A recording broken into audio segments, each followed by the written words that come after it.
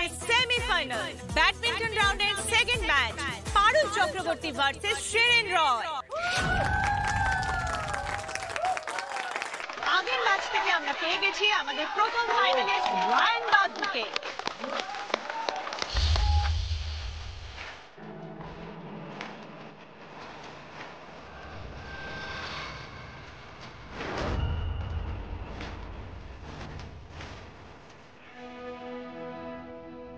শিরিন রয় আর পারুল চক্রবর্তীর মধ্যে থেকে কে হবে রায়ানের মুখোমুখি এই হাই ভোল্টেজ ম্যাচের পরে সেটাই নির্ধারিত হবে।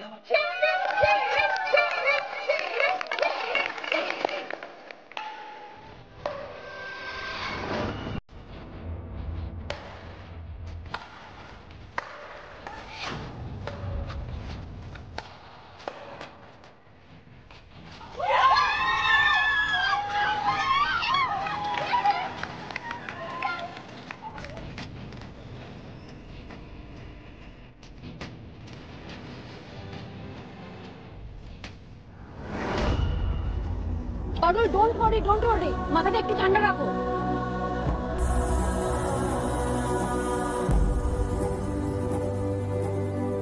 দিদি দিদি তুই পারবি, দিদি একটু মন দিয়ে খেল।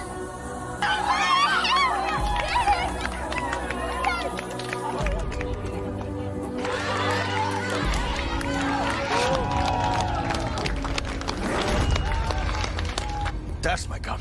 পারুল তো ফার্স্ট সার্ভে হিমশিম খাচ্ছে রে।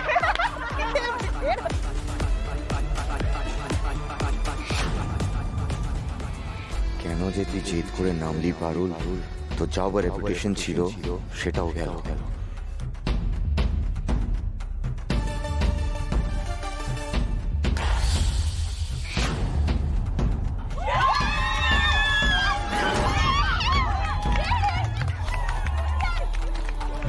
কোনো ব্যাপার না, হবে হবে, ভালো করে চল।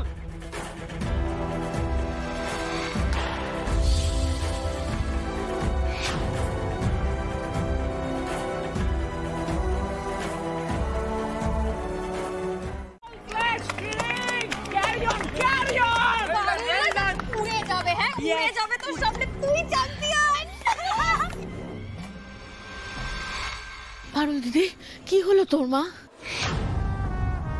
তুমি তো ভেঙে পড়ছো কেন পারুল? সবে তো একটা রাউন্ড হয়েছে, এখনো তো কোনো কিছু ডিসিশন হয়নি। কিন্তু পিসিমণি, আমি তো কিছুই মারতে পারছি না। আমি জিতবো তো কেমন করে? আর ওদিকে স্কোর খান দেখেছেন, ও 15 আর আমি মোটে 3। এই গ্যাপটা আমি এত সহজে মিটাবো কি করে? পারুল, কিছু একটা উপায় বার করতেই হবে। দেখো পারুল, এইভাবে হারার আগে হার মানলে চলবে না। মাথাটা ঠান্ডা করে খেলতে হবে তোমাকে, শেষ মুহূর্ত অবধি লড়তে হবে তোমাকে, বুঝলে? ঠিক, শত্রুপক্ষের চাল বুঝতে গেলে তোকে মাথা আর মনটা ঠান্ডা রাখতে হবে। আর সবার আগে ওই এলোমেলো ছোটাছুটিটা বন্ধ করে লক্ষ্য স্থির কর, তাহলেই মারতে পারবি তুই। কিন্তু কি করে মারবো দাদু? আমি তো কিছুই বুঝতে পারছি না। এই শাটলটা কোন দিক দিয়ে বেড়াই যাচ্ছে, ও সিনিংয়ে এত দমে মারছে, আমি তো চোখে দেখতে অবধি পারছি না। ও প্রফেশনাল প্লেয়ার বটে না, এই ভয়টাই আমি পাচ্ছিলাম।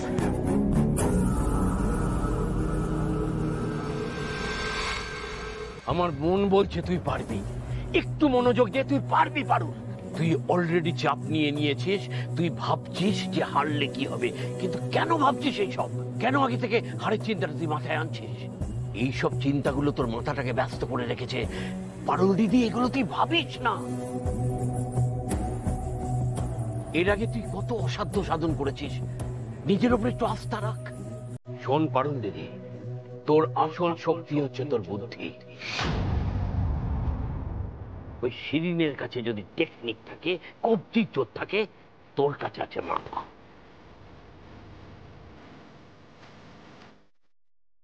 এই মাথা দিয়ে আমার সামনে তুই অতগুলো সশস্ত্র ডাকাতকে কাবু করে দিয়েছিলি, মনে পড়ছে?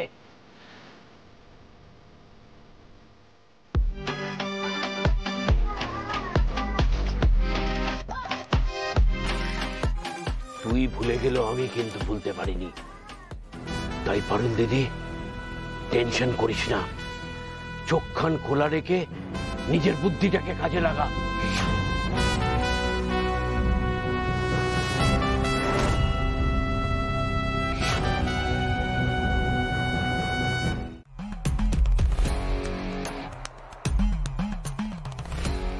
Come on Parul, come on, আয় না।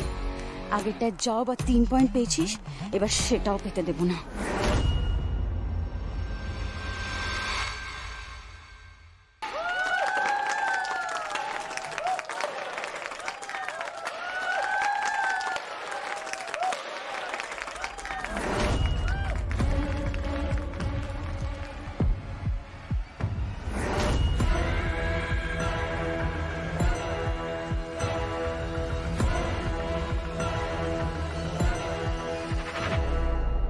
এই সিরিঞ্জটা এত জোর পাচ্ছে কোথা থেকে, এটাই তো বুঝতে পারছি না।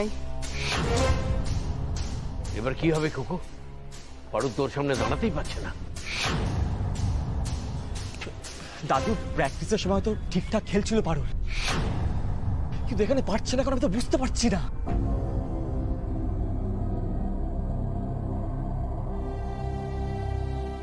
নতুন করে আর কি হবে মল্লার? যাওয়ার কথা সেটাই হচ্ছে। শিরিন স্টেট চ্যাম্পিয়ন, সেখানে Parul is just an amateur. Around শিরিনই জিতছে, that's very obvious. I mean, দেখে তো সেটাই মনে হচ্ছে। তাহলে কি পারুল হেরে যাবে?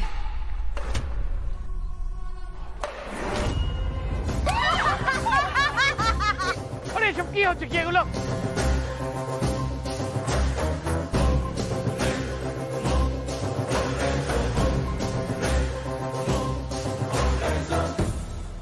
এটা কোনো স্পোর্টসম্যান স্পিরিট নয়।